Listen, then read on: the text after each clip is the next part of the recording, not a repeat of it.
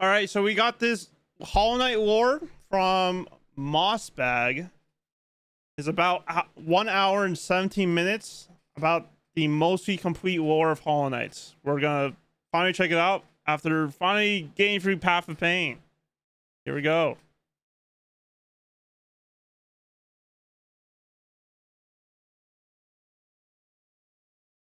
Pretty excited. If you were to ask me, what is your favorite video game ever made? I don't need captions. I would have to say Cory in the House for the Nintendo DS. But Hollow Knight would be a close second.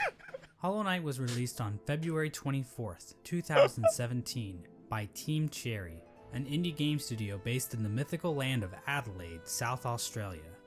Over the past 3 years, Hollow Knight has become an indie darling. The game has sold over 3.5 million copies. That's it was insane. The opening game at ADGQ 2019. There's a Hollow Knight book, a line of plushies. I might have to get that. I'm not going. Nicotine patches, nuclear warheads, and even vinyl records for all you goddamn hipsters. What? I don't know all that. Had one goal when making Hollow Knight. They wanted to create a world that allowed players to get completely lost in exploration. We can see this desire in Hollow Knight's design. The levels in Hollow Knight are massive, with secrets and rewards hidden in every nook and cranny. Finding the hive was cool. Charms, special that was abilities, cool. Or the game's navigation system requires the player to work for their map, forcing them to make a stronger mental image of the world in their head. I just use compass a lot of the time. And Ari Gibson's artwork lend to this as well, creating an atmosphere that the player won't want to leave. But there's one aspect of Hollow Knight that keeps people like me coming back: the world building. When Super Metroid launched in 1994, it Should maybe change the title. Oh yeah, of thanks. immersion. Now in 1994, I was busy not being alive, but I've watched enough YouTube video essays to know that this game was a big deal. In case you didn't know, Super Metroid is basically the granddaddy of all Metroidvanias. That's why they're called Metroidvanias. Now in Super Metroid, there are moments that give the player a sense of depth. Basically the feeling that this world exists outside of Samus's interactions with it. In the room right before that diabetic crocodile thing, Samus can find the corpse of a random soldier. His inclusion here doesn't change the gameplay at all, but instead gives the player a sense of wonder about the world they are exploring. Who was this guy? Why was he here in the first place? Did he like jazz? Now, finding dead bodies and other random garbage is pretty cool, right? Well, Hollow Knight basically does the same thing, about a dozen times. Through its world building, Hollow Knight turns Hallownest into a living kingdom. You can sense the ancient history of the land when you look at dilapidated structures or giant barred doors. Nothing feels like it was put into the game randomly. There's a reason for it all. True. Except those reasons aren't the easiest to uncover. Hollow Knight's narrative is buried under layers of NPC dialogue, item descriptions, lore tablets, and even additional content like the Quarrel comic and Fangamer's Wanderer's Journal. These past 3 years have seen an insane amount of research by the Hollow Knight community to make sense of Team Cherry's how they eat world. ass. We've even made it to the point where people are looking at the in-game signs to try and decipher Hallownest's logographic language. In this video, I hope to give you a long and detailed look into the world of Hollow Knight, exploring Hallownest's history and uncertain future. When I'm not busy making surprisingly accurate Super Smash Bros. Roster speculation videos, or insightful podcasts about beloved subjects like the Donkey Kong Country television series, or whatever this was supposed to be, I'm usually making videos about Hollow Knight. And while I am a seasoned Hollow Knight lore expert, I cannot confirm that every musing or theory presented in this video is completely correct.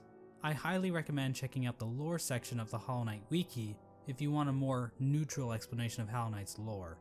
But if you're too lazy to read, then I suggest you sit back, order some Domino's pizza, or just grab a block of cheese from the fridge, and enjoy the mostly complete lore of Hollow Knight.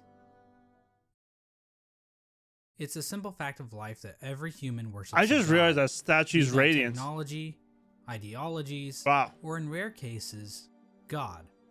As it turns out, the bugs in Hallownest pretty much operate in the same way.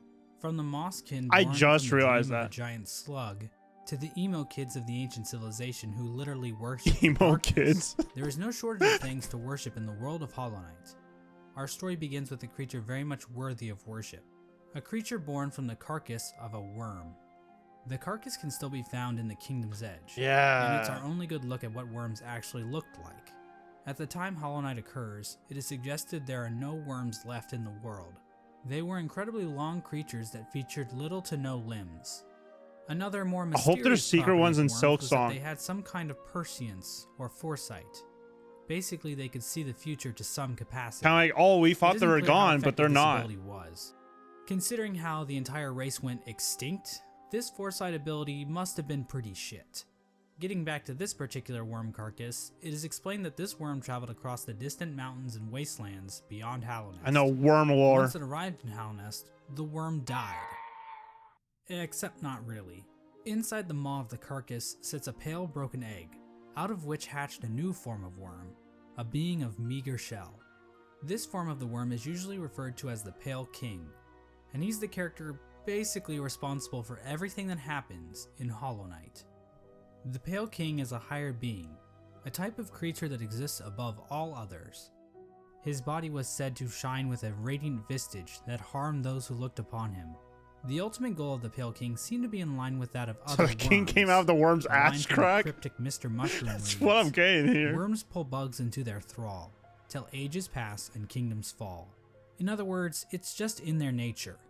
Dogs wag their tails, cats bury their shit, and worms bring massive amounts of bugs into their service in order to form long-standing kingdoms and civilizations. And here in a far corner of the world, the Pale King emerged from the corpse of his former self and began to build his eternal kingdom, Hallownest. There's this one slight problem. There's like people already living there. The area that would eventually become Hallownest was already filled with mantises, That's a cool looking map. bees, moths, spiders, mushrooms, Why and is bush Spider-Man? cosplayers. What? Each of these groups were What? already operating with their own cultures and societies, and each group had a different interaction with the Pale King. One of the more receptive groups to the arrival of the Pale King were the mushrooms of the fungal wastes. These creatures were able to communicate with one another through one shared mind. The mushrooms viewed this shared mind as a strength, and they were kind of smug dickheads about it. Ultimately, the mushrooms wearily accepted the Pale King's I remember rule, finding this. viewing his foresight as a shield to the dangers of the future. Another group living in the fungal wastes is the Mantis tribe. The Mantises have a rich cultural history reaching God, back the to long Mantis before enemies the at birth first. of Oh, Hallownest. I The hated them. Mantises are a proud tribe, believing in the importance of proving one's physical strength. The Mantises are fiercely territorial, but will show respect to those who display great power. Why Garfield? These Fight Club enthusiasts were led by Why? 4 powerful Mantis lords, who I guess just kind of sat around waiting for outsiders to challenge them. The Just Mantis pretend there's tribe another had no Mantis interest in the here. Pale King's kingdom, but the two communities did come to a truce. In exchange for their independence from Hallownest, the Mantis tribe kept the beasts of Deepnest from invading Hallownest. Not sure why they didn't just go out the other exits from Deepnest, but whatever. I'm not an expert on border patrol. I don't work at ICE anymore. Let's move on to Deepnest. Now, many of the different tribes of Hallownest were kind enough to leave lore tablets behind, detailing pretty much everything we need to know about them. Unfortunately, the bugs of Deepnest didn't do that. We know that the spiders of Deepnest had a monarchy because why not? Those are always good, right? Also, within Deepnest are a separate group of spiders that immigrated to Deepnest at some point in the past. This group was known as the Weavers, and they established their own culture and history within Deepnest. They used looms of silk to weave stories, spells, and shields. One thing we know for sure about Deepnest is that they really didn't want anything to do with Hallownest. The struggles of Deepnest-Hallownest relations would become painfully clear as time goes on, but for right now, it seems like the two remained fairly isolated from one another. Yeah. Another section of pre-Hallownest includes Greenpath. Now, as far as we can tell, the mushrooms, mantises, and spiders of Deepnest didn't worship any higher beings. There is this giant mushroom corpse in the fungal core, but I don't think this is a higher being. I mean, who the hell would want to worship a fat-ass mushroom? Fat-ass slugs? Now that's dope. The land we know as Greenpath was created by the higher being known as Un. Un used her great mind to dream the vegetation of Greenpath into the once barren caverns. Un's followers, the Mosskin, were also born out of Un's dream, making her their creator. Greenpath at its height was actually much larger than we see in game. At one point, Greenpath stretched into both modern-day Queen's Garden and possibly Fog Canyon. Greenpath's citizens showed themselves to be a fairly developed society. They built a temple at the Lake of Un in order to worship her, and they even had their own line of defense, with Moss Knights showing proficiency in combat, using nails and shells as weapons. So that's why it's the Lake of The law of Un? Un Yeah. continued to remain in effect even after the Pale King arrived, but it seems like they allowed the king to establish a road through their lands, leading travelers to the heart of Hallownest. Hence the name Greenpath. Yeah, Team Cherry really racked their brains when naming this area, didn't they? Next, we have the bees. And while there is no lore on how these bees can turn into fucking drills, or how they can ignore all known laws of aviation, Yeah, we do know how they reacted I to don't the know, Pale man. King. These bugs decided to seal their hive off from the rest of the world, with only patrol bees being able to enter and exit the hive. So yeah, the bees are pretty much pointless in this story. And finally we have They're the so moth annoying tribe. too. In-game, the only moth settlement is in the resting grounds, but the tribe might have also inhabited the Crystal Peak at one point. Now, as we all know, moths in real life are just complete assholes. As for the moths in Hollow Knight, well, it's a bit complicated. The moth race is described as being a rather pacifist group, with few ever choosing to take up a weapon. During the Pale King's reign, the moth race delved amongst dreams and the dead, displaying the importance of remembering those who have passed, as well as learning how to shape dreams themselves. Similar to the Mothkin, the moth tribe was born from a higher being known as the Radiance. It's so The obvious is it's described Radiance as being now. a light in which the moth tribe Crazy. basked. So she was basically a giant lamp to them. Another important aspect about the Radiance is her ties to dreams and a substance known as essence. Essence are the remains of wishes and dreams, and are represented in-game by these dreamcatcher particle effects. Essence can take the form of whispering roots, as well as dream ghosts, both of which are memories taking root in the world. The Radiance appears to be a creature made of essence, but she isn't the only higher being to give off essence. Un has green particles, the Pale King has gray particles, and this sexy character named Grim gives off I love fiery Grim. red particles. However, the Radiance appears to be the main god when it comes to dreams, even if other gods also dabble in the dream realm.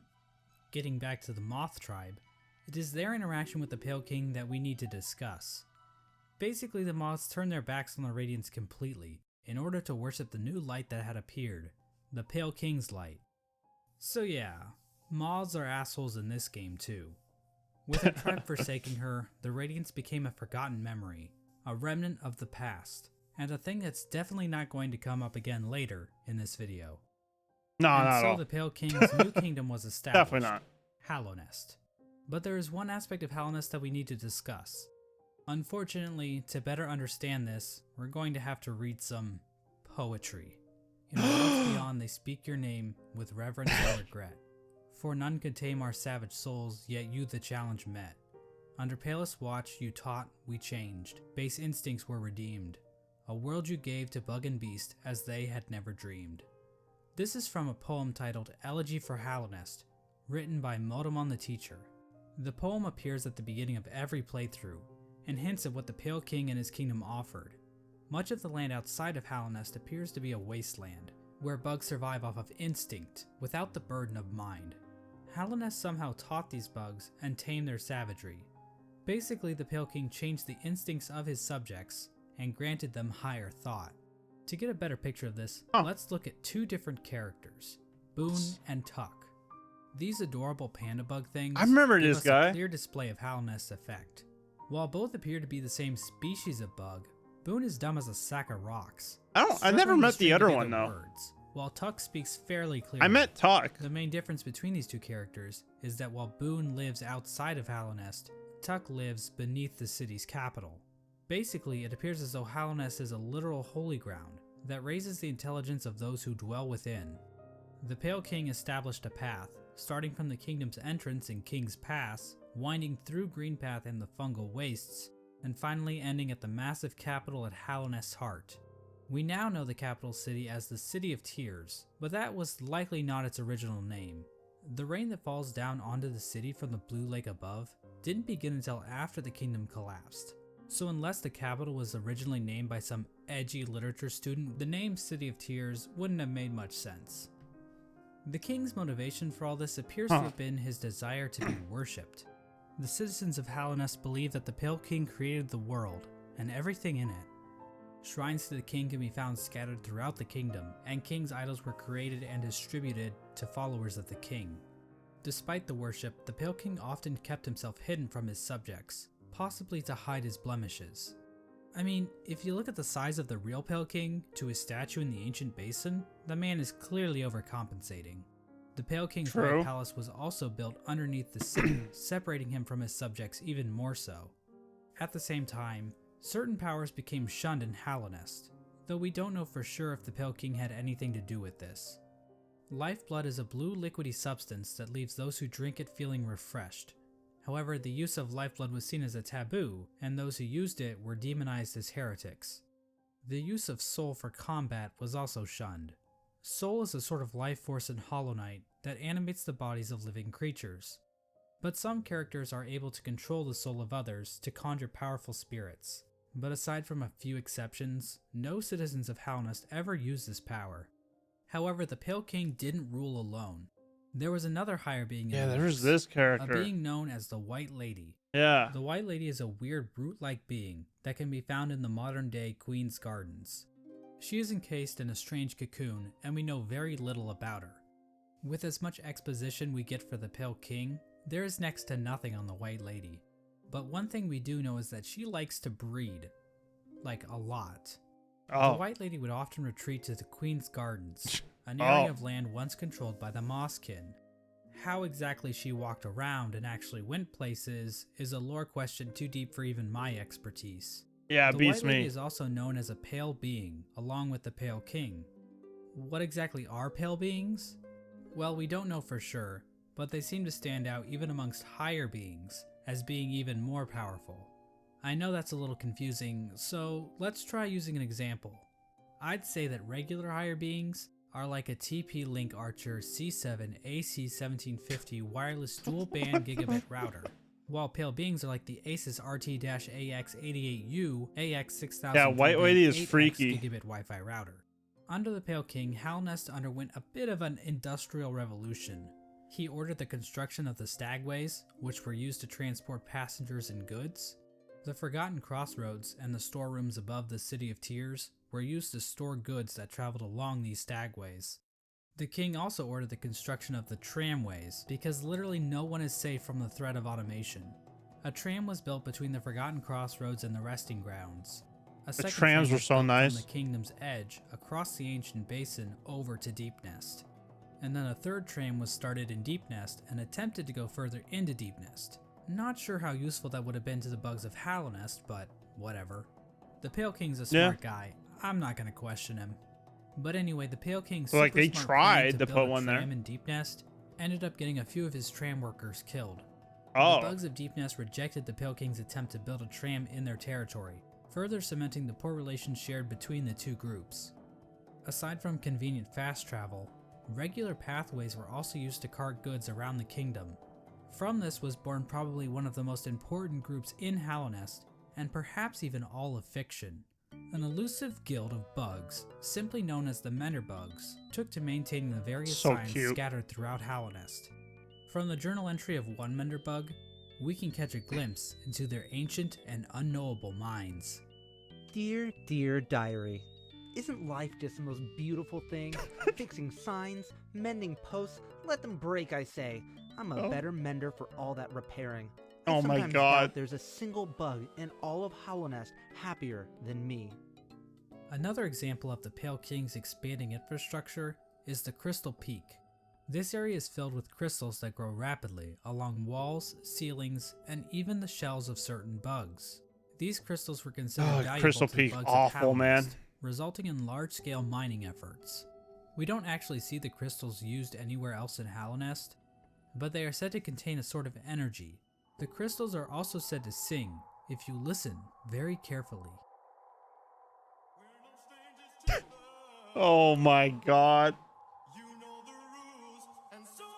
In terms of military, I literally got Hallownest's first line of rickrolled in a defense reaction appeared to be a group simply known as the to Five war. Great Knights. The members of this esteemed coalition were Ogrim, Hagamol, Zamir, Drya, and Isma. For being so important, most of the information about these knights has been lost to time. Olgrim I'm is the jumping knight off. we know the Don't most blame you. about, since he is one of the few knights still alive during the events of the game. Olgrim expressed a great amount of loyalty towards the king, and he maybe had something going on with Isma, but we really don't know. Hagemol was known for his sense of humor and his soft-spoken voice, but at the same time, he was also dummy thick. Mysterious Ymir arrived Thick in as Halnest fuck. from a serene land, bringing with her a collection of delicate flowers. At some point, she I also don't got into care a about that relationship with person. a mantis, but not just any mantis, a daughter of one of the mantis lords. Screw their flowers, So yeah, man. it seems like these great knights were slaying in more ways than I don't one. want to do that. All we really know about Drya is that she was fierce, caring, and wise. As for Isma, she was described as being kind.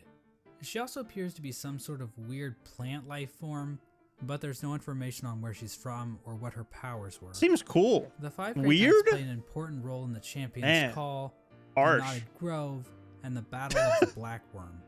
We have no idea what these events were or how they affected Halonest, but they sound cool nonetheless. During Halonest's reign, there was another strange area that seemed to exist separate from the Pale King's rule. Carved out of the corpse of an ancient bug, an area called the Colosseum of Fools was constructed, and it was a destination for warriors from outside Halonest. The sole purpose for fighting in the Colosseum appeared to be simply for glory, with a mysterious figure known as the Lord Yeah. Fool overseeing the combat. We don't know when the Colosseum was constructed or if the Pale King was involved, but one of his servants, the Pale Lurker, Yeah, that became a thing. champion in the Colosseum, perhaps indicating the Pale King's approval. And finally, there was the Royal Waterways, where the fecal excrement of the kingdom was washed out into the fungal wastes. This area saw the rise of a species of parasite-like my- creatures called the flukes. I The hate them. flukes spawned from the fluke marm, a giant monster with cavities in which tinier flukes live. There really isn't too much lore involved with the flukes, but I do need to I point hate out the that flukes. the fluke marm is canonically a MILF. Like, that's not even debatable. Oh, The sky is blue, 2 Oh. plus 2 equals 4, I see. and we all want to fuck this thing. And so this was the kingdom That's of Halonest crazy. at its height. That's Halonest was crazy. a vast kingdom connected by a network Smash- of stag don't ways and say tram smash. stations. The bugs of Halonest mourned their Oh dead my on the resting God. grounds, engaged in commerce using Geo, the de facto currency of the region, and a thriving capital located in the middle of the kingdom. The Pale King had succeeded in crafting a full-blown society, but we all know there are pitfalls to living in a society. Joker. As the suspiciously knowledgeable Hunter Whoa. points out in his journal, the Pale King had created a population of weak and pathetic creatures. The bugs of Halonest did not hunt for their own food and had become complacent with their comfort. Don't blame me. This is even What is more going obvious on in with the chat? east wing of the capital. These greedy members of Halonest's high society became complete cowards, obsessed with riches and plum from excess wealth. Oh yeah, this one. The bugs living in Halonest's prime looked quite different than the instinctive simpletons they once were. Their savagery had been replaced with intelligence, and through that intellect, they gave the Pale King the devotion and service he desired. And while there were a few snags along the way, they were shining times for the king and his subjects.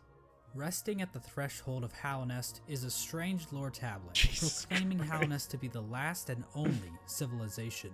It calls Halonest an eternal kingdom. This appears to have been the Pale King's goal, for Halonest to stand against a wasted world as a final beacon for civilization. And that was the Pale King's ultimate folly, to think that he could succeed where so many others had failed before. Long before the Pale Kings or the Barry Bensons of the world, the land of Halonest was controlled by an ancient caste.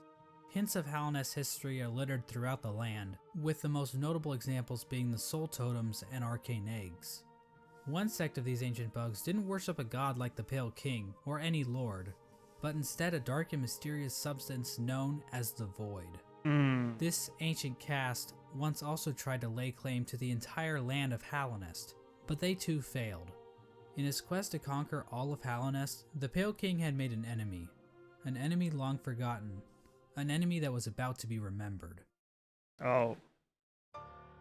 I mentioned earlier that the Moth tribe entirely forgot about the Radiance in order to worship the Pale King, but that isn't quite true.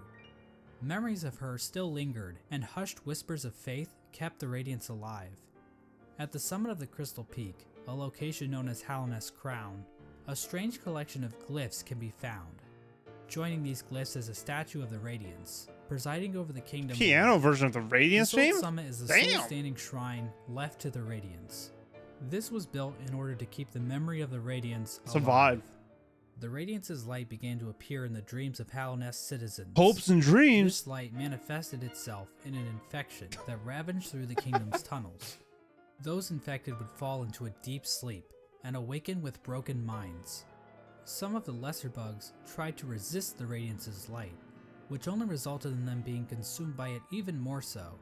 Many infected bugs lost I their hated wills those ones. and began They're like attacking bugs kamikaze that ones. weren't Oh my infected. god. The infection What also twisted the bodies of its hosts, causing them to bloat and occasionally Oh yeah, that develop was orange weird. cysts on their bodies. For many victims, they were reverted back to their basic instincts, carrying out the duties they once fulfilled in life, but now as mindless slaves. Those caught up in the infection were linked into the Radiance's hive mind, allowing her to control their bodies if needed. As That's the infection crazy. spread across Hallownest, That's what it- many groups looked to solutions to fight off the Radiance's light. The gates to the City of Tears were closed in an attempt to keep the infection from reaching the city. The stagways were also shut down at some point, and many of the stags eventually died out, but some took more proactive efforts against the infection. The scholars of the Soul Sanctum decided to harness the power of Soul in an attempt to fight the infection. This resulted in the deaths of hundreds of bugs, whose souls were sucked out and injected into the bodies of the scholars. Their goal was to achieve some kind of pure focus, which would somehow protect them from plagues of the mind. The scholars' leader, the Soul Master, was driven mad by the sheer power of Soul, and his entire sect failed to avoid infection. But hey, at least they took as many innocent people down with them as they could. The Mantis tribe, showing a stronger will than the common bug, were able to stave off the infection. However, one of the 4 Mantis Lords turned against his sisters. He and his followers took the infection willingly, I've heard about as this. it gave them more strength and courage. At some point during all this, I've heard the about Traitor that. Lord and his followers were exiled from the Mantis village, eventually taking up residence in the Queen's Gardens. The Traitor Lord's daughter ended up dying at some point. This is the same Mantis that was in a relationship with Zamir, one of the 5 Great Knights, but the Mantises rejected their union because of Zamir's outsideness. As a gamer, this type of prejudice is all too familiar, and honestly, it makes me the sick. desktop photo? With the 5 Great Knights completely useless to fight against the infection, the Pale King devised his own scheme. A scheme involving a strange substance known as Void. Yeah, no. How powerful was the Hollow Knight to fight it off and try to kill himself? That's kind of insane. Like what? As I mentioned earlier, the Pale King's White Palace was built in an area called the Ancient Basin, but his castle wasn't the only noteworthy thing down there. At the bottom of the Ancient Basin was the entrance to a pit known as the Abyss. Within Abyss the is Abyss crazy. was a lake composed of void. The Pale King realized that this void could be given form, as evidenced by an imprint of such deep within the Abyss, possibly left there by the ancient civilization that predated Hallownest. The Pale King devised a workshop in his palace, where he placed void in armor shells imbued with soul, creating servants known as King's Molds and Wing Molds. These void creatures were somehow imprinted with the desire of the Pale King, so that they would serve him. It isn't clear when the Pale King started making these creatures. Oh, okay. There is evidence to imply that even common bugs were aware of King's Molds. But the point is, the Pale King turned to the Void in order to create another creature, one that he believed could contain the Radiance and her infection. He tried to create a pure vessel. The Radiance's infection needs its host to have a will and a mind in order to enslave it. A pure vessel would be a creature made of void, designed to lack those features. The Pale King believed that by harnessing the void inside a pure vessel, he would be able to stop the infection and keep Hallownest lasting eternal. But his The method broken for vessel creating was this one of the so-called attempts, pure vessel probably. was incredibly cruel. This is where the White Lady and her King Kong-sized libido come into play. These 2 higher beings engaged in a union of some kind, resulting in the creation of several eggs that were dropped down into the abyss. There, the void seeped into these eggs, corrupting the offspring of the Pale King and the White Lady. This act resulted in the creation of the vessels. The vessels are not technically considered to be alive. They are shells created from the Pale King and White Lady that have been filled with a void. Within each vessel is a shade, a completely void being hidden behind the face of the vessel. Vessels are also non-gendered, I guess because they're dead or something. I'm not sure if that's how that works, but whatever. I'm not an expert on these kinds of things. I don't work at ICE anymore. I know they Thousands bred of that vessels were much. created during this process. Absolute freaks. Absolute freaks. Let's see. Like, you get the knight became like a god because of absorbing the void, but the Hollow Knight was just fighting off a god. Yeah, that's pretty insane. Awesome character. But yeah, they had to be like crazy strong to be able to do that. That's incredible. Only one was chosen as the pure vessel. This particular vessel, chosen by the Pale King, was deemed the Hollow Knight, and was taken away to the White Palace. But I want to take a bit of a closer look at this part of the story. There are a number of questions and theories surrounding this moment that I really want to dig into. The big question surrounding this moment is, why was the Hollow Knight chosen over any other vessel? One common theory is that the Pale King took these vessels back to the White Palace and evaluated them using his giant collection of buzzsaws. This theory is probably the least likely explanation. It Screw those saws, man. I don't want to see another saw again. Which is quite the mystery, I'll admit, but doesn't really mesh with the vessels very well. How does being good at Super Meat Boy prove that you are a worthy vessel? And while thinking about logistics in a game about magic bugs is never a good idea, how exactly did the Pale King transfer these thousands of vessels to his palace without characters like the Dung Defender finding out? So this means that the Pale King probably made his decision without taking any of the vessels out of the Abyss. So how did the Pale King make his evaluation? I think the best explanation comes from a theory I originally heard from a user named Golden Flower Fan. Basically, the vessels were hatched down at the bottom of the Abyss, and the first one to make it to the top was chosen by the Pale King. In the memory of this event, we see vessels falling from above back down into the pit of the Abyss. Perhaps these vessels weren't being cast down into the Abyss, but fell while trying to escape out of it. The lore tablet outside the Abyss appears to support this theory. It reads, "Our pure vessel has ascended. Beyond lies only the refuse and regret of its creation. We shall enter that place no longer." This tablet was likely written right after the Hollow Knight was chosen, considering that is when the entrance to the Abyss was sealed off. The tablet proclaims that the pure vessel has ascended, or in other words, climbed out of the Abyss. And while cut content should never be— And he probably didn't want anyone else to find out what happened. Crazy. considered canon, I would just like to point out that an earlier version of this tablet, found in the game's code, was even more explicit about this. It read, "From below, our pure vessel has ascended." But how does making it to the top of the Abyss first prove that the Hollow Knight is somehow a perfectly hollow vessel? True. Well, I think this whole concept might just be a misconception. What if the Hollow Knight wasn't any different from the other vessels? All the vessels were made in the exact same way after all. The idea that the Hollow Knight was somehow more hollow than the other vessels comes from the fact that there were so many vessels created in the first place. If they only needed one, then why create so goddamn many? I mean, this is like Octomom on steroids. Yeah. Well, these are bugs we're talking about, so it would make sense that multiple offspring would come from one egg. And it might have been a precaution to produce multiple vessels in hopes that at least one would be able to successfully— Yeah, I think it's more than multiple. Now another explanation more could be that than the that. Pale King just a bit. yeeted other vessels that made it to the top first, after determining that they weren't hollow, which would better explain why so many were created. Ultimately, the exact details aren't super important, but I do find it interesting how many different interpretations can be pulled from this part of the lore. Yeah, they made literal mountains of them. Look, you can literally see it on the border of the game. They covered the majority of the shot here. Insane. Crazy. Pale King is the first guy who has aura for being a freaky fraud.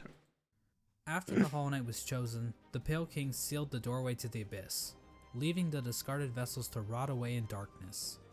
These actions were not taken lightly by the Pale King or the White Lady. Both participants expressed shame in what they did, but saw no other option to save the kingdom. But the vessels weren't the only poor saps sealed away in the Abyss. There's also a lighthouse that was built on top of a naturally formed spire, its light shining down on an ocean of abyss below. Inside was one of the Pale King's royal retainers, who was left in charge of keeping the lighthouse turned on. Oh, So yeah. this brave soul was willingly sealed in a dark and dangerous tomb for the rest of his life, just so he could not pull a lever. Well, at least he was living with purpose. With the Abyss sealed and the Hollow Knight chosen, the Pale King's plan was beginning to come together. The Hollow Knight was raised and trained to prime form, causing it to grow several times its original size.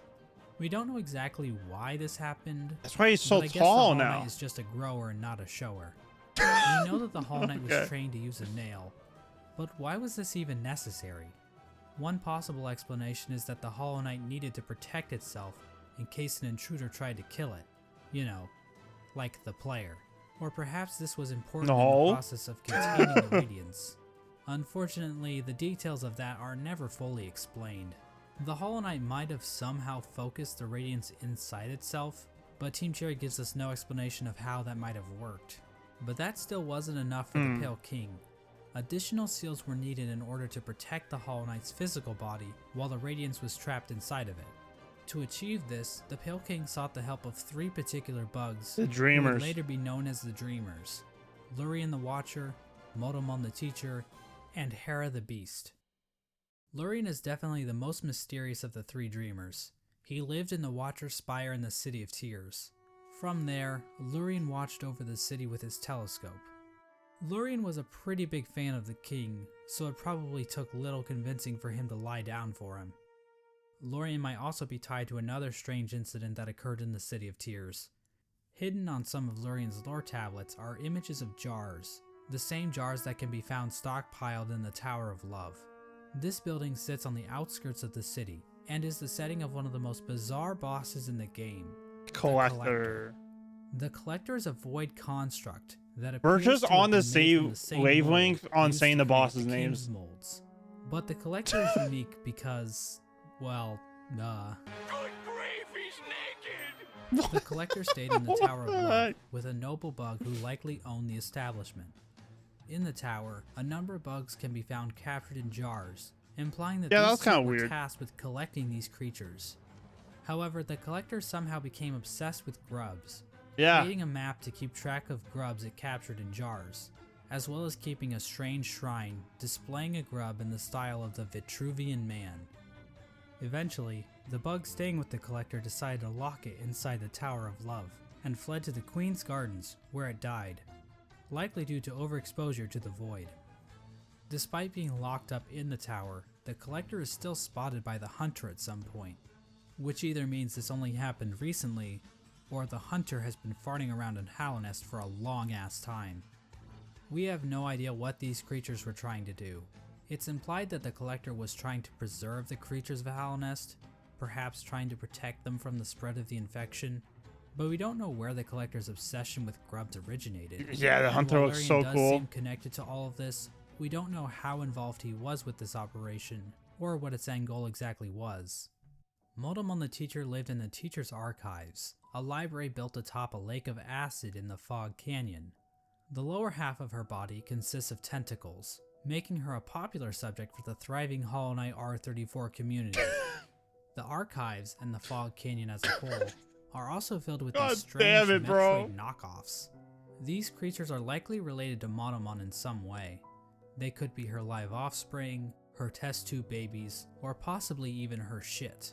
Motomon Jesus. uses futuristic cathode ray tube things to store information about Hallownest.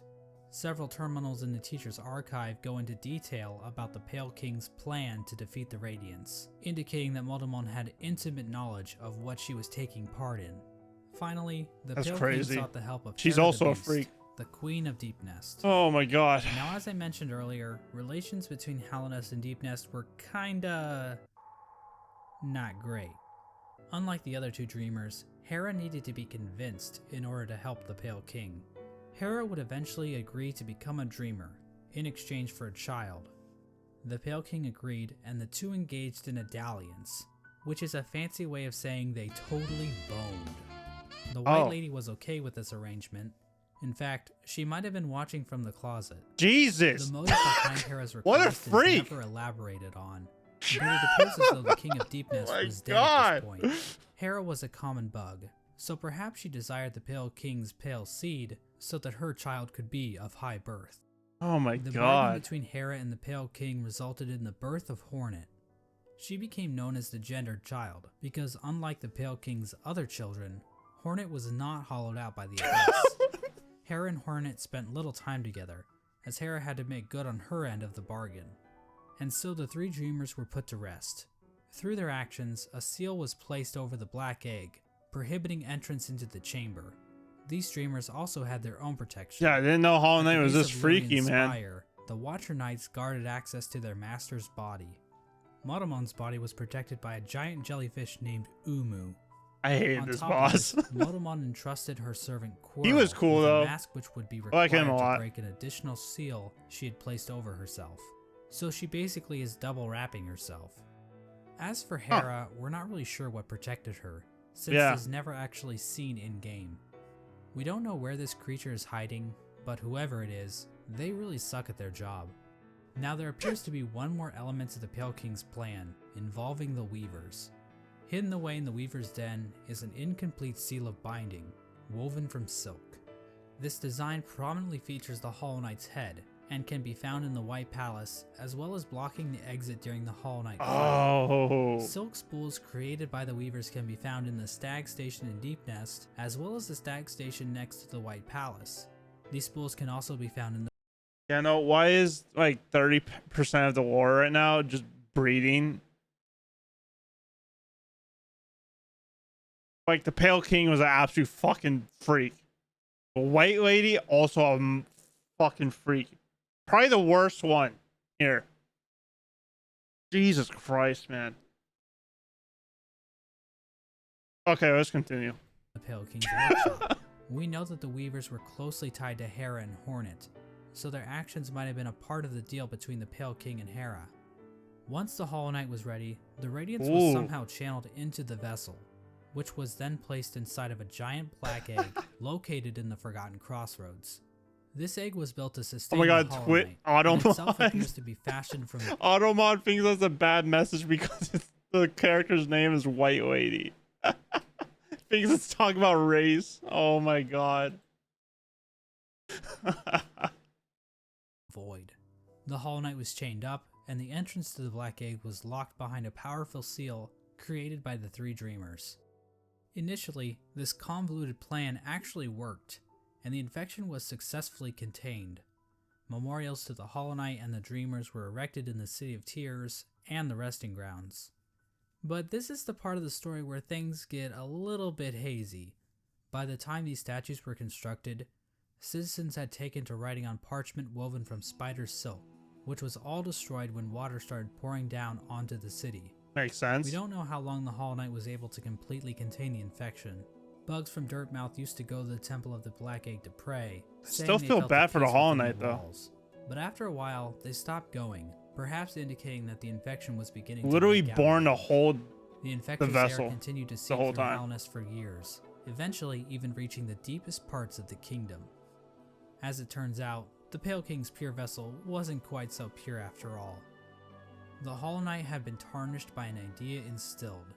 While the game never explicitly tells us what that idea was, it does hint strongly at what it might be. Hidden away in the White Palace is a memory showing the Hollow Knight and the Pale King sharing a moment. Guess you can say Hollow Knight was one in a Hollow Knight might have developed million. a Yep. parental bond to the Pale King. And who could blame it? The Pale King is a pretty great I got Chad is the like 2-second dad cutscene I after got to the Pale King what it might be. after being half the Hidden away pain. in the White Palace is a memory showing the Hollow Knight and the Pale King sharing a moment.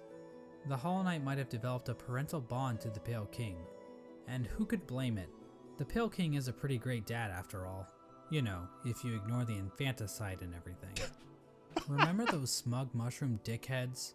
Well, it turns out their trust in the Pale King was a complete mistake. That shared mind isn't looking too good now, is it? In the fungal core, the corpse of a giant mushroom lies dormant. Its final thoughts were, "Pale worm, what good to see a demise unavoidable?"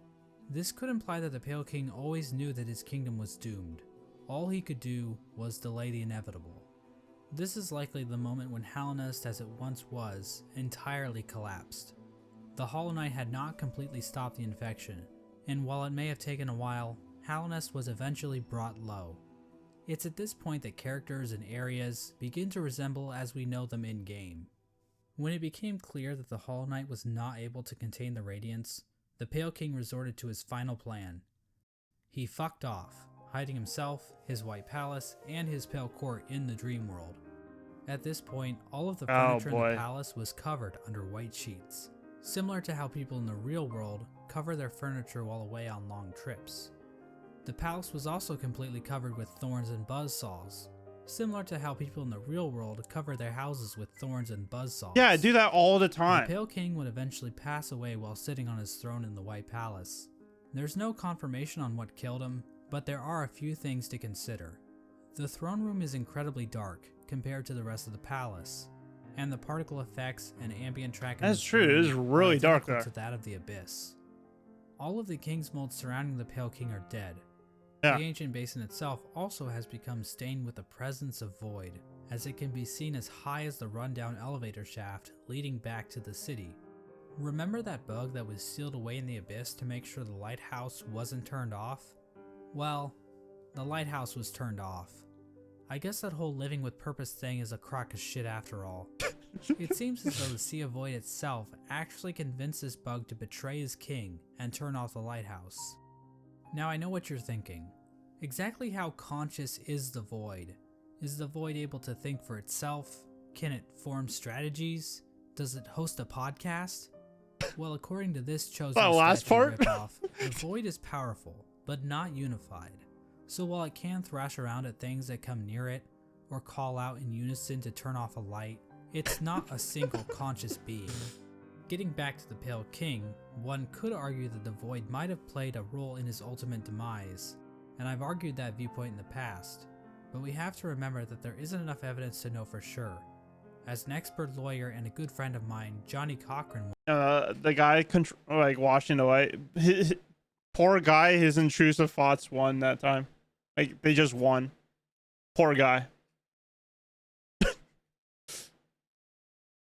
yeah, the Pale King did all that knowing it won't do shit. Like, he's just freaky. That's what we're getting from the lore. Like, all the characters are just freaky. Oh my god. And they love giving birth, apparently. That's what we're learning today. Once said, "Any evidence that the Void was involved in the Pale King's death is circumstantial. My name is Johnny Cochran." Just above the White Palace, the bugs in the City of Tears weren't faring much better. Even if we ignore the fact that the infection was still around, there were other issues that helped lead to the city's downfall. Due to the gates being sealed, some bugs resorted to cannibalism in order to avoid starvation. Jesus. And there's also that metric fuckton of corpses lining the walls of the Soul Sanctum. When all was said and done, the only citizen left standing is Eternal Emelita, who just laughs her ass off about it like she's a fucking Dark Souls character. The White Lady ends up in a cocoon deep within the Queen's gardens. She decided to place bindings on herself in order to keep her from spreading her seed. She claims that this is because of the shame she feels in helping the Pale King create the vessels, but honestly, it's probably just her kink. The White Lady also diminished her power, possibly as a way to keep herself hidden from unwanted visitors. Outside her cocoon, Dryia stood guard, protecting her queen from the violent traitor mantises. Dryia is eventually killed off by these bugs, which is actually pretty pathetic if you think about it. I mean, we're talking like the Netgear WPN824N N150 wireless router pathetic. Speaking of great knights dying pathetically, let's move on to Hagamol. Hagamol held the city crest, a key used to open one of the gates to the City of Tears. At some point, Hagamol's armor shell was stolen by a maggot. Now, maggots were generally looked down upon and forced to do menial labor. They were incredibly weak, and basically deserved all of the discrimination they got. But this one maggot decided to turn the tide, so he stole Hagemol's shell so that he could defend his downtrodden brothers. His actions weren't motivated by the infection, but instead was the result of how hierarchical caste systems will always lead to revolution from the working class, and that true freedom can only be achieved blah blah blah, capitalism is bad, subscribe to my Patreon. Olgrim moved to the Royal Waterways and started living in shit, changing his name to Dung Defender. Now I love wallowing in shit as much as the next guy, but you'd have to really love shit to put up with living with the flukes. The Dung Defender kept an unwavering sense of duty and loyalty to the king, and love for his fellow knights. So much so that he made shit statues of them. How Crazy, nice. man. Ogrim acted as the defender of the pipe ways, Crazy. as well as Isma's Grove. A section of the royal waterways became filled with acid, and in the middle of it all rests Isma's corpse, which has been overcome by plant life. Isma is likely the one responsible for this acid blight, but we have no idea what happened to her. Hornet's whereabouts during this time are fairly mysterious. We know that she departed Deep Nest and didn't return until the events of the I knew game. more about Isma. At some point, she took to guarding Halnest from intruding warriors, as well as the cast-off shell in the Kingdom's Edge. Despite the Kingdom's woes at large, fortunately this fate did not befall one of the fandom's favorite characters. The Menderbugs continued to fix the broken signs and wayposts of Halnest. From a diary entry, we can see that one Menderbug in particular had found himself on the precipice of a long and loving relationship. Hello again, diary. Not long now until the next Minder Bash. Oh. We're a stealthy type. Whoa. We're a riotous bunch when we get together. And Minderberry kept flashing me that smile. It might be time to muster my courage and act on it. I love my home and my life, but sharing it with another? Why, that'd be the berry on top. Greenpath also underwent some changes during this time. The Mosskin were waiting for Un's call, which would bring them back into the dream they were originally born from. But for some reason, Un's strength deteriorated. We don't know why this happened exactly. Was it due to the White Lady claiming part of her kingdom? Was it somehow due to the infection? Some Mosskin believe that Un went into hiding, but it appears as though Un is, in fact, calling to her children. But many of the Mosskin are unable to hear her call. Instead, many Mosskin seem to have taken the Radiance's infection into their leaves, which might explain why Greenpath became overgrown with vegetation despite Un's deteriorating powers. Mossy vagabonds even openly chose to forsake Un and worship the Radiance. Another tribe to be screwed over by the Radiance is the Hive, which fell to the infection after the death of their leader, Hive Queen Vespa. But it appears as though this had little effect on their civilization. The Radiance's hive mind was already familiar to the bees, since the hive probably operated under something similar already. So in other words, the hive probably made out the best in this whole situation. Let's turn our attention back to the moths. After all, it's their god that keeps killing everybody. Well, the moth tribe didn't fare too well actually, as pretty much the entire tribe died out. The only known survivor is the seer. Despite the loss of her tribe, the seer continued to tend to the graves in the resting grounds, while also waiting the arrival of the wielder, a mysterious being that her tribe has dreamt of for a while. In the Kingdom's Edge, the land became covered in ash molting off of the worm's decomposing corpse. The Colosseum of Fools continued to thrive. The Lord Fool passed away at some point, but nobody really seems to notice or even care. The fools inside the Colosseum were infected, but still seem to have maintained control over themselves. It seems possible that these bugs took in the infection willingly, I found that to secret the Traitor Lord and his followers. spring. This would have given them an edge in combat, similar to using steroids, but without the whole shrinking testicles thing. However, even the Traitor Lord and his followers went mad, so what makes these fools any more special? As for the Pale King's champion, the Pale Lurker, well, she just went the normal kind of insane. There appears to have been another unforeseen event with the Pale King's plan. When the Hollow Knight was originally chosen, the door to the Abyss was sealed, trapping the discarded vessels within. But apparently, some vessels didn't get the memo. Vessel corpses can be found littered throughout the kingdom. There's one in the Ancient Basin, one in Greenpath, and several trapped in Nosk's lair in Deep Nest. Another vessel that escaped from the Abyss is the player character, the Knight. The exact details on how the vessels escaped the Abyss is unclear, There are indications that they might have slipped into Deepnest through some old passageway, given void influences in part of the area, and all the corpses found in Nosk's lair. Oh my god, man. At some point, all entrances to Hollownest were closed off, with the old well-endured mouth being the only way to sneak back in. Despite this, several people have wormed their way into the kingdom, with few ever returning. Characters like Relic Seeker Lem seemed content to just pillage artifacts from the ruined kingdom, but other bugs seemed interested in something greater. In the Howling Cliffs rests the corpse of a member of the Grim Troop. The task of this bug appears to have been to seek out Hallownest, so that the troop might be summoned to the kingdom in the future. The Grim Troop are basically a group of bugs I that love the serve Grim a higher Troop. being known as the Nightmare Heart. The troop keeps the heart alive by feeding on the nightmares of fallen kingdoms. This process also involves sacrificing the troop master to his own child because, hey, look at this cool ass boss battle. Another important group that traveled to Hallownest are the God Seekers. After being abandoned by their old gods, the gods of thunder and the gods of rain, these bugs left their home in the land of storms, seeking out a new god to worship. The God Seekers looked to gods to save them from their own silent mind. While traveling through the wastelands, the God Seekers constructed devices called God Tuners, which helped them seek out new gods. Through this device, they were able to detect the lingering power of the Pale King and find their way to Hallownest. When they arrived, however, the God Seeker was forced into hibernation. She was encased in a strange sarcophagus-like cocoon, which was itself chained up with a lock. It's not clear how this forced hibernation worked, seeing as the cocoon appears to have been made by the God Seeker herself. As for who put the cocoon in chains, I think the most likely candidate is the Dung Defender, considering how the God Seeker's cocoon is found in the junk pit in the waterways, an area the Dung Defender has tasked himself with protecting. This was the general picture of Hallownest after the Hollow Knight was sealed inside the Temple of the Black Egg. The kingdom was stuck in a kind of stasis, with the Pale King civilization destroyed and the Radiance unable to break free from her chains. The Pale King was rebelling against nature, trying to keep his work standing indefinitely. The stasis over Hallownest held for an age. How long is that exactly? Well, we have no idea. As I'm sure you've noticed, there really isn't a timeline for anything that happens in this game. We also have no idea how long any of these bugs can actually live.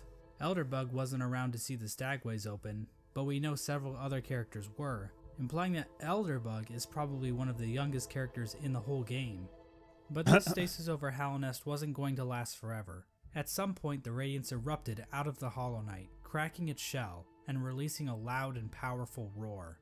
The amount of infection leaking out of the Hollow Knight became even greater.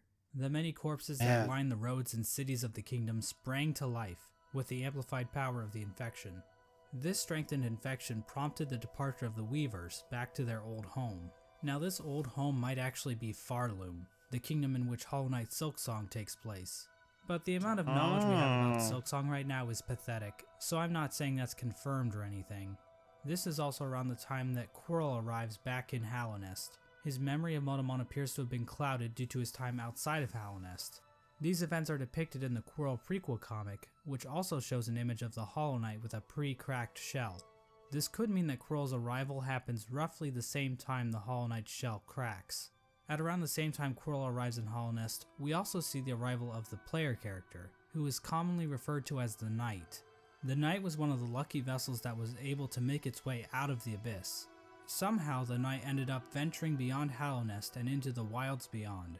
It's implied that the Knight was called to Hallownest by either the sealed Hollow Knight or the Radiance within. Regardless, once the Knight shows up and yeets itself off this cliff, the actual game of Hollow Knight finally begins. Now, there's a lot of details we could get into. Hallownest is full of NPCs and bosses, each with their own I've never stories seen to that tell. character. But to be honest, I don't think we need to go through all of them, since their stories are relatively straightforward. For example, let's look at the Brooding Moloch. So I why never is the found Brooding this Moloch boss brooding? normally. Because all Crazy. its friends are dead. And there you go. That's the lore for the Brooding Moloch. Also, it's the only character in the game with a visible asshole. Gee, Now, did you really need why me do you have to explain that point it you? out? Probably not. So instead, why did you have to point it out? Now I'm gonna see that every single time I see someone play this game. I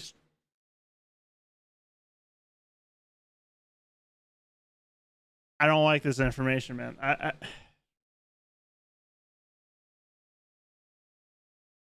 Why?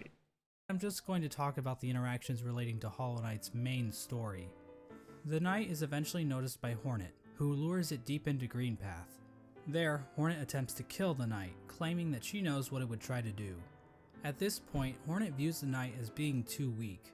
After the fight, Hornet can be found in the City of Tears, next to the statue of the Hollow Knight. Hornet mentions that the knight has gained a resilience, due to the time it spent in the void beyond Hallownest. This could be referring to the fact that some of those who leave Hallownest lose their memories, meaning the knight would have no memories of its own tragic conception. Hornet tells the knight that if it seeks to continue the stasis that keeps Hallownest standing, it must seek the Graven Ash, which is referring to the Kingdom's Edge. At this moment, Hornet sees the knight as a possible replacement for the Hollow Knight. Basically, the knight could break the seals that keep the Hollow Knight locked away, defeat the Hollow Knight, and contain the infection itself. It's at this point that I should mention that Hollow Knight actually has 5 different endings, because of course it would. I'm going to be explaining each of these endings in this video, as they each give us a different glimpse into the mechanics of Hollow Knight's world. Now, to get the easiest ending to Hollow Knight, Hornet's instructions First one's probably one of my favorites. can be ignored completely. If the knight stumbles upon the resting grounds, the 3 dreamers will appear and cast the knight into the dream realm. There, Seer will come to the knight's rescue and grant it the Dream Nail, a special blade that can tear the veil between the real world and the dream world. With the Dream Nail, the knight can venture to the resting places of the 3 dreamers, curb stomp their asses, and unlock the entrance to the Black Egg. Inside the egg, the knight finds the Hollow Knight chained up. I mean, it's like the way everyone beats the game the first time. Once the chains are broken, the Hollow Knight screams with that familiar Radiance roar and pursues the knight. As the fight progresses, the Hollow Knight starts trying to kill itself, Quirrell style. But then the Radiance starts using the Hollow Knight's body to perform her own attacks. Once defeated, the Hollow Knight begins to spew infection all over the place. The knight can then focus the infection into itself.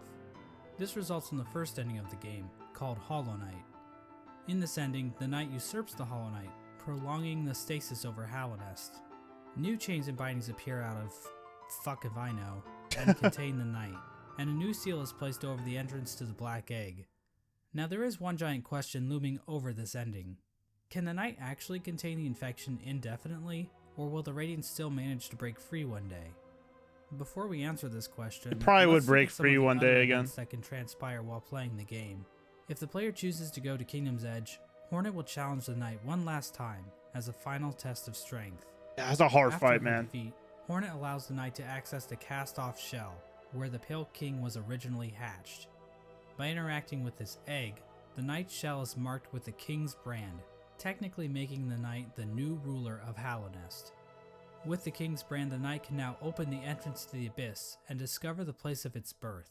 When leaving the Abyss, the knight can encounter Hornet again, where for the first time, Hornet suggests that there are actually 2 outcomes the knight can enact. She tells the knight that it can either prolong Hallownest stasis, or face the heart of the kingdom's infection. Within the knight, Hornet sees a chance for change. Instead of just replacing the Hollow Knight, Hornet believes that it may be possible to get rid of the infection completely by using the void inside of the knight. After visiting the Abyss and obtaining the Shade Cloak, the knight is capable of reaching the White Lady, hidden away in the Queen's Gardens. The White Lady tells the knight that she has been awaiting a vessel to accept a gift, that gift being 1/2 of a charm called the King's Soul, which she claims will give the knight more power. The White Lady goes on to explain that she can feel the weakening of the Hollow Knight within her roots. She tells the knight that it is free of the blemishes that made the Hollow Knight a flawed vessel. From this dialogue, it is implied that the knight truly is a pure vessel, capable of containing the Radiance successfully. But it's not quite that simple, so we're going to have to dig a bit deeper into this. Basically, we're going to need to answer a simple question. What exactly does it mean to be a Hollow Knight? Despite the White Lady's words, we have a number of instances where the characters and item descriptions mention that the knight has a will, and maybe even a mind. But from the Pale King's dialogue when describing the Hollow Knight, it is stated that a pure vessel has no mind or will. So is the White Lady wrong? Or maybe even lying? Her eyes have been clouded by time, and she can be tricked into thinking that Ogrim is in the room when the knight is wearing the Defender's Crest charm. She also thinks that Dryad is still alive, which, yeah, I got some bad news for the you. White Lady is just senile. My problem with that theory is that the White Lady states that the vessels stand out to her clearly in a misted world, due to them being her spawn. She also questions whether or not the Knight sought her aid, which would imply that the Knight must have some kind of will. So for whatever reason, the White Lady thinks the Knight is still capable of containing the Radiance, even if it's still able to make decisions. After all, the Hollow Knight was considered pure, but they still taught it how to wield a fucking sword. I mean, if the Knight were truly and completely hollow in a literal sense, it probably shouldn't even be able to walk, or draw a map, or open a goddamn bank account. True. In short, this whole concept of being hollow is so abstract. I forgot what and the hard bank to define. account. I don't really feel comfortable giving a solid answer Like the on whether banker? or not the Knight is or Totally isn't forgot about truly that. hollow. And I think the game leaves room open for other interpretations. What are they doing? Of course, the White Lady's gift is useless without the other half of the King's Soul. In order to reach it, however, the Knight must travel to the White Palace, locked inside the body of a King's Mold. In order to bypass the seal, the Knight must use a fully awakened Dream Nail.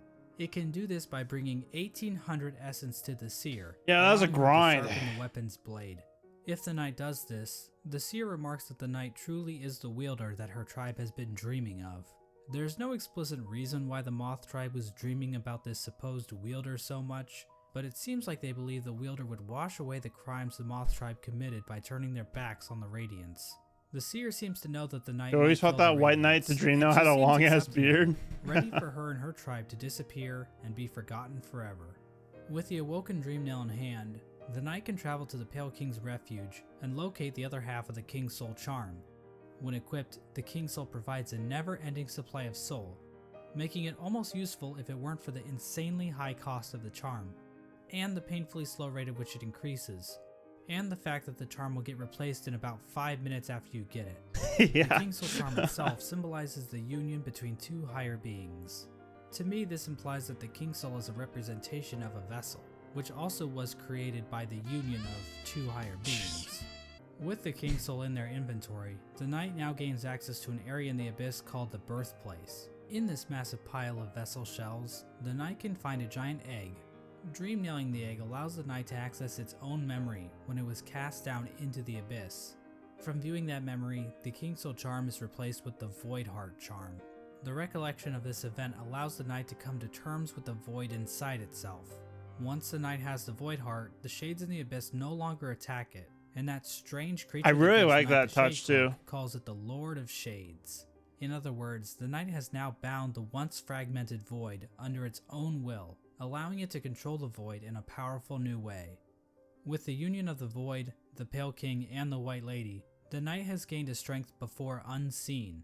It is with this charm that 2 additional endings become unlocked. Hornet will now be standing outside of the Black Egg, offering to help the Knight should the opportunity arrive. Midway through the fight with the Hollow Knight, Hornet rushes into battle, subduing the Hollow Knight and piercing its shell. It's at this point that the Knight is given the perfect opportunity to enter into the mind of its sibling, fighting the source of the infection head on, and finally putting an end to the Radiance's tyranny. Or it can just stand there and let Hornet get knocked unconscious. If the Knight finishes off the Hollow Knight as usual, the sealed I've sibling actually ending done this occurs. one before, believe it or not. Basically, it's the same as the Hollow Knight ending, but now Hornet is in the room too, and her face appears on the door of the Black Egg. Yeah. It's not clear what exactly this means for Hallownest.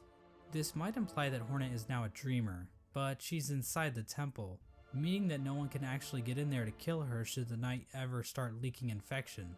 At the same time, Hornet mentions that the bindings of the that'd Black be Egg really will drain bad. her, so she's probably just going to die anyway, right? Generally, people consider this to be one of the worst endings, but it's worth pointing out that Team Cherry doesn't support any one ending as being the true ending. Each ending is canonical in its own right, and honestly, this ending isn't the worst.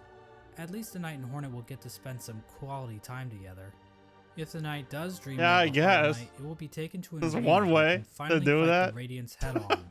But the Knight isn't alone, as the other shades from the Abyss will appear in order to help corner the Radiance. Yeah, that was cool. Eventually, the Radiance gets trapped in the tendrils of the Void. The Knight bitch slaps her a couple times, and then the Radiance is consumed into the darkness. The Black Egg then appears to turn to shadows, and the Void seeps down into the ground. Hornet awakens to find the Knight's broken shell lying on the floor. We get one final shot of the shades in the Abyss going to rest, and the game is over. This ending is called the Dream No More ending. The Radiance is gone, and Hallownest is finally free from her infection. Now I think it's fair to ask a few questions about how the Dream No More ending comes about.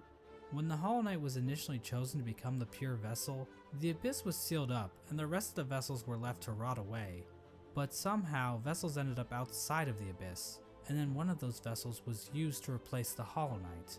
Exactly how much of this operation was planned, if at all? The White Lady was waiting for a vessel. Did she have any communication with Hornet? Hornet was guarding the King's Brand, the only way for a vessel to enter the Abyss. How did she know it was necessary to guard the King's Brand from weaker vessels?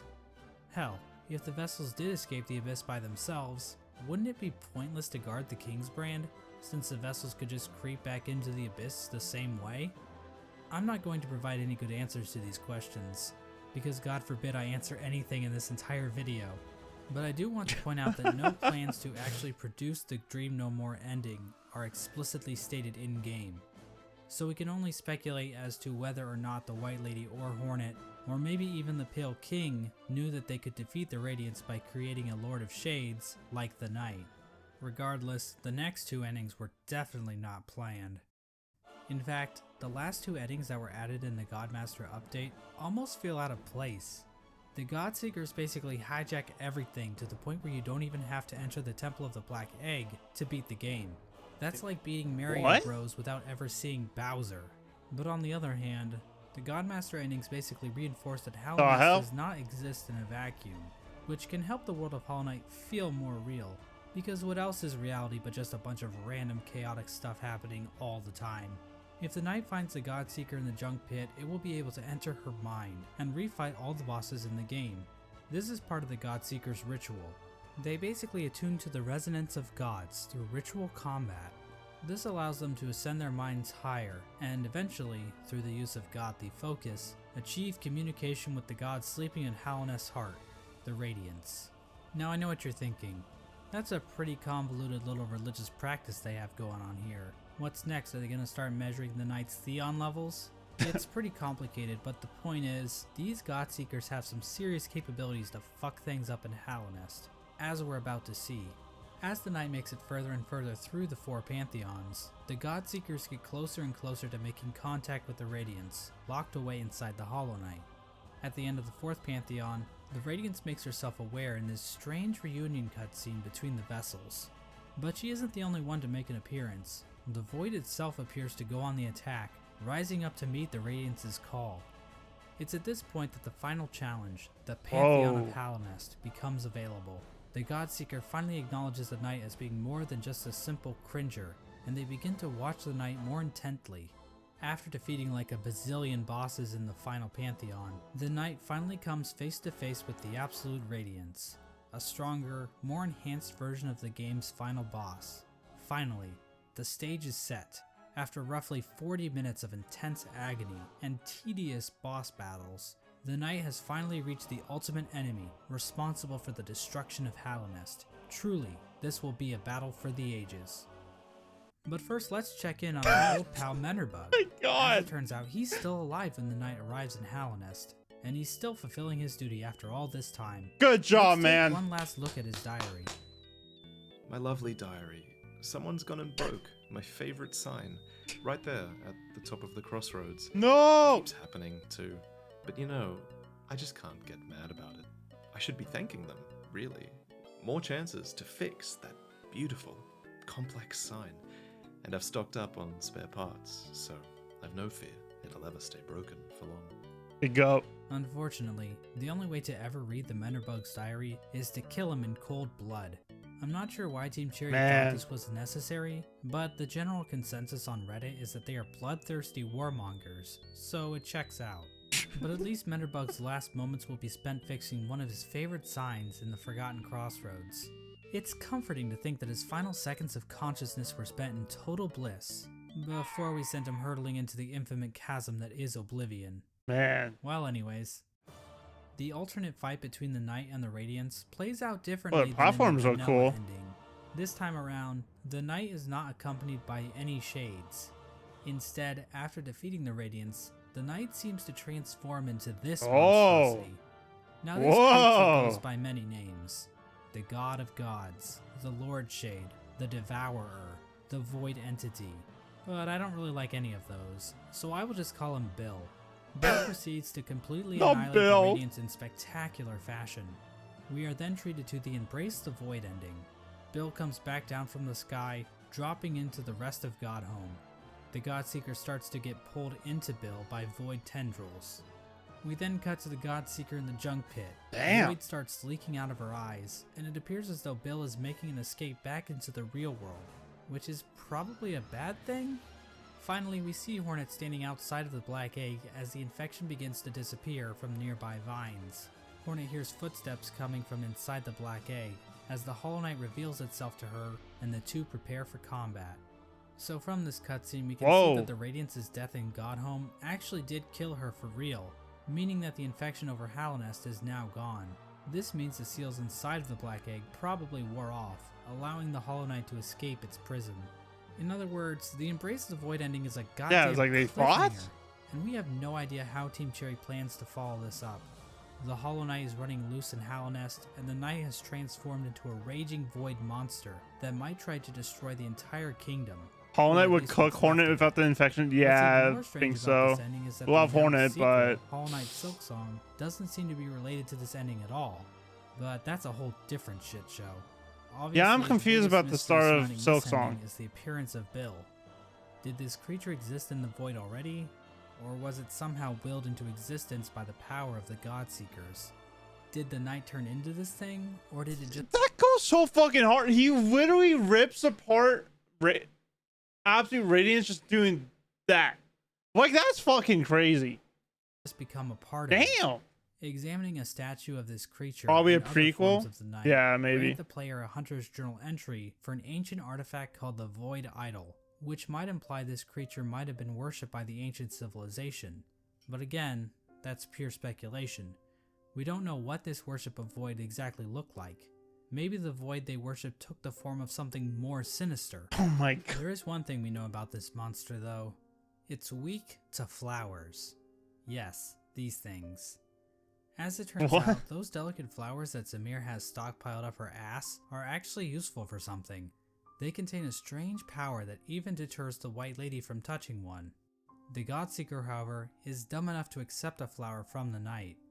If the player does this, instead of Void being released out into the world, this flower pulls a no you, and the Godseeker and Void disappear into thin air. Oh. The flower itself is described as giving off a pale light, which appears to connect it to the pale beings. Like I said before, pale beings appear to be some form of top tier gods. As of right now, we are only aware of two, the Pale King and the White Lady, but the fact that Zamir brought these pale flowers from a faraway land implies that there are definitely more of them out there. Another small hint of the existence of pale beings are the pale ore items that can be found all over Hallownest. Did these come from the Pale King, or possibly some other pale being? And what exactly are they? Are they poop? In general, the God Messengers appear to be doing a lot of setup for future Hollow Knight content.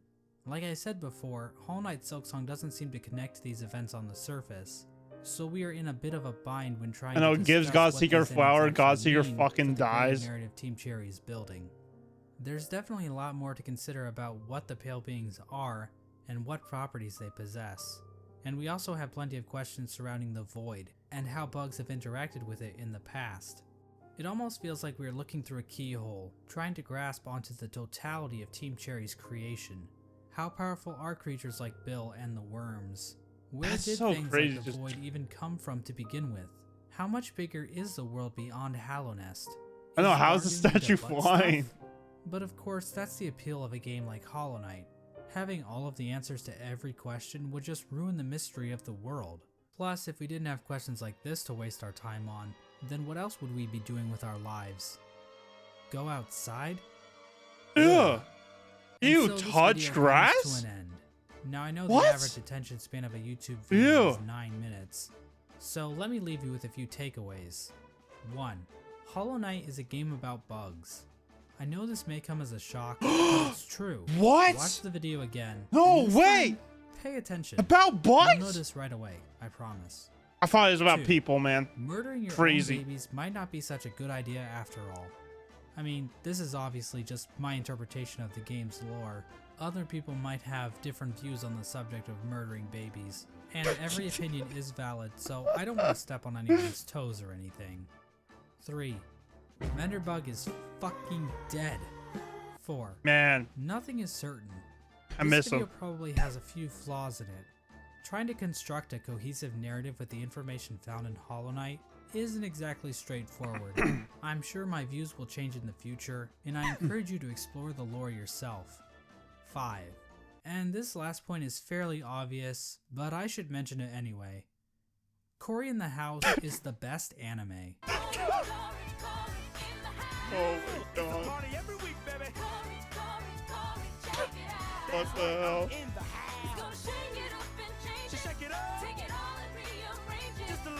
Absolute cinema. Absolute cinema. Dude, that was amazing. Oh my god. Huge thanks to Mossbag